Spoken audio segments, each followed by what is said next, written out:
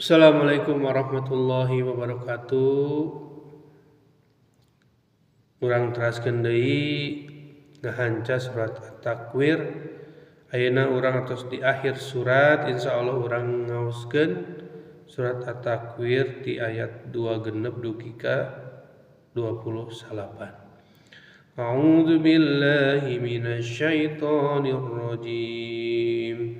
Fa'aina tadhhabun in huwa illa dzikrun lil alamin liman syaa'a minkum ay yastaqim wa ma tasha'una illa ay yasha Allahu rabbul alamin. Kukituna rek ka mana maraneh arindit. Tayalian ieu Al-Qur'an teh ngan ukur pepelingkeur sakumaha pangeussi alam. Pikeun maraneh nu miharep jalma lempeng jeung teu aya nu miharep naon-naon angin umpama dikersahkeun ku Allah anu ngurus sakabeh alam.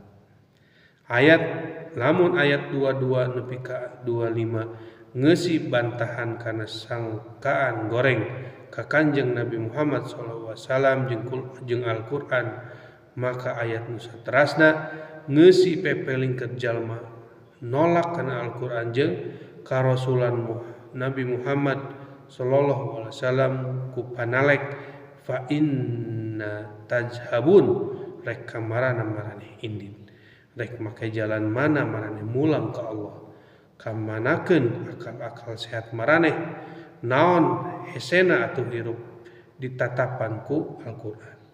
Dina ilmu balaghah redaksi seperti kitu ka abus istifham inkar panelek nu teu butuh jawaban tapi leuwih nendaskeun pepeling.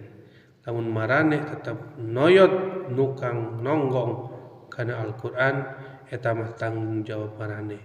Inna huwa tayalian Al-Qur'an teh ila zikrun ngan ukur pepeling lil alamin pikeun sakumna makhluk pangeussi alam liman syaa minkum utamana pikeun aranjeun anu miharep an yastaqim hirup lempeng dina jalan anu dipikaridho ku Allah Subhanahu wa taala.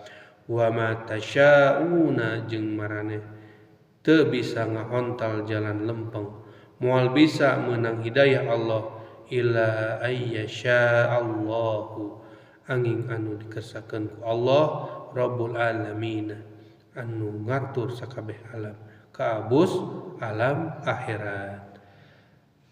Alhamdulillah urang tos ngarengsekeun ngaos surat At-Takwir. Mugi-mugi aya manfaatna. Qulu qouli hadza wa astaghfirullaha li wa lakum. Assalamualaikum warahmatullahi wabarakatuh.